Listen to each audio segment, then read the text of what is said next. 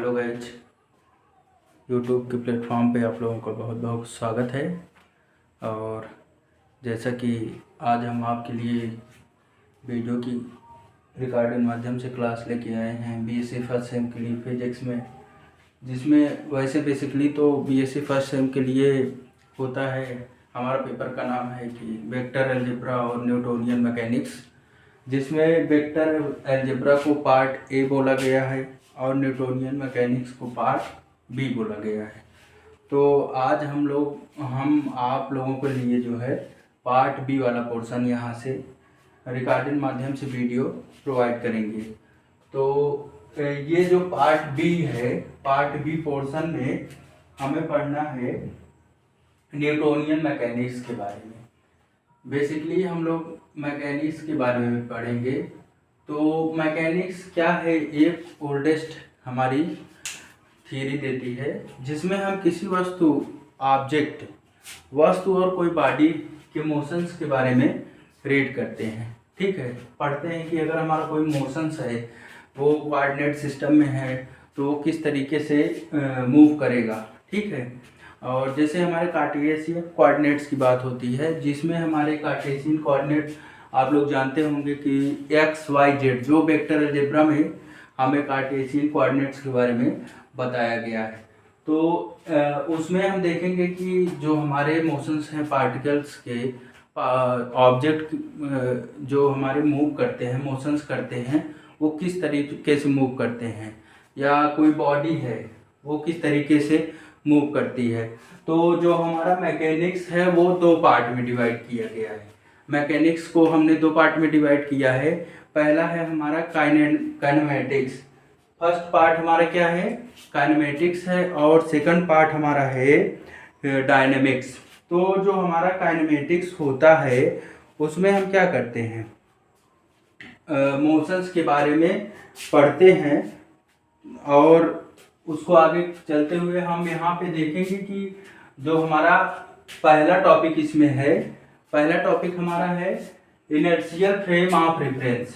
जो पहला टॉपिक है इनर्शियल फ्रेम ऑफ रेफरेंस।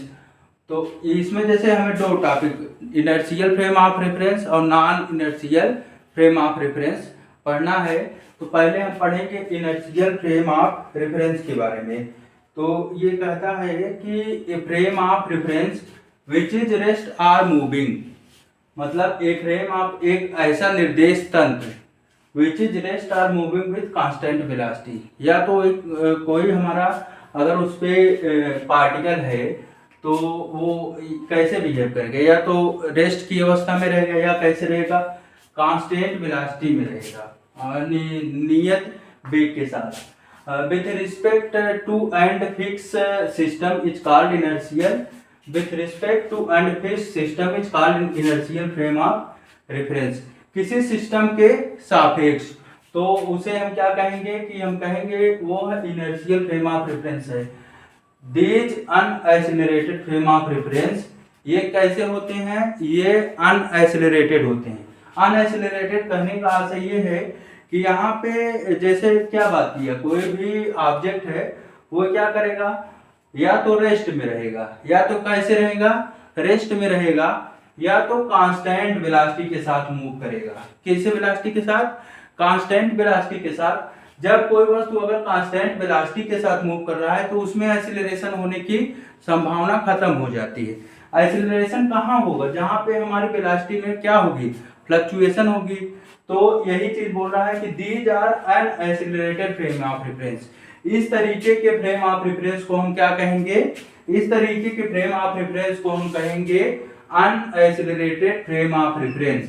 तो इनर्शियल फ्रेम ऑफ रेफरेंस को क्या बोलेंगे, अनएक्सेलरेटेड फ्रेम ऑफ रेफरेंस।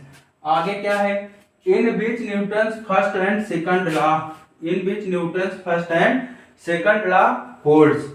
इस फ्रेम ऑफ रेफरेंस में न्यूटन का फर्स्ट और सेकंड लॉ होल्ड किया जाता है। अब जैसे हम जानते हैं कि हमारे पास क्या है, हमें मालूम है कि फोर्स की डिफिनीशन से फोर्स हमारा होता है F इक्वल टू ma, लेकिन जो एक्सेलरेशन है अगर उसको हम डिफरेंशियल फॉर्म में लिखे तो क्या प्रदर्शित करता है, D D square upon D T square.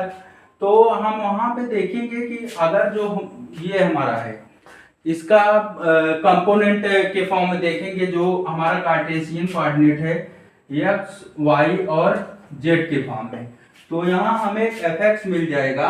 जो एक्स कंपोनेंट में फोर्स लग रहा है वो मिलेगा M D square X upon D T square, F Y component में M D square Y upon D T square and F जो Z component में M D square Z upon D T square.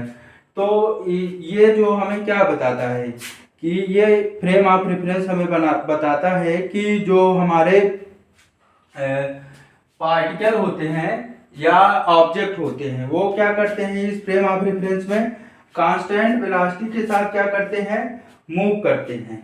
Constant velocity के साथ move करते हैं और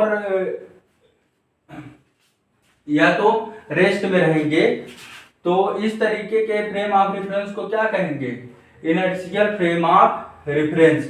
और ये फ्रेम ऑफ रेफरेंस न्यूटन के फर्स्ट और सेकंड लॉ को होल्ड करते हैं। आगे चलते हैं तो आगे जैसे हम देखेंगे यहाँ से कि ये हमारा क्या होता है, ये एक दूसरे के बराबर होते हैं।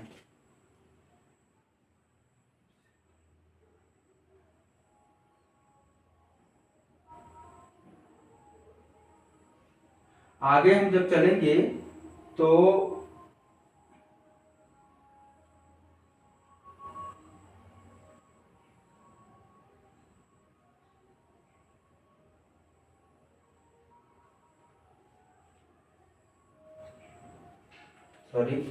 आगे ये हमारा होगा जैसे क्या है, these are unaccelerated frame of reference in which Newton's first law and second law holds. ये हमारा हो जाएगा अगर हमारी बॉडी क्या है, इसमें in inertial frame if body experience any external force, यदि हमारी इसमें बॉडी कोई एक्सटर्नल फोर्स का अनुभव करती है तब एक्सेलरेशन क्या हो जाएगा, तब हमारा एक्सेलरेशन को हम डिफाइन करेंगे F X equal to 0, F Y equal to 0 and F Z equal to 0 हो जाएगा।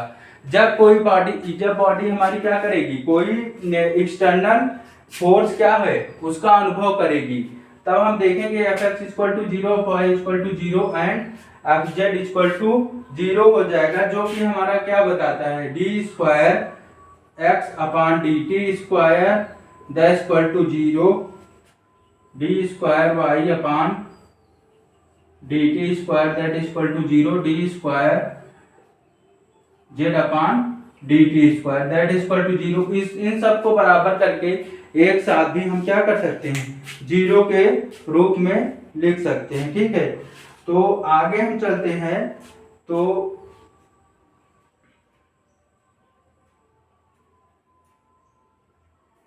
ये हमें देगा, तो यहां से हमें क्या मिलेगा, डी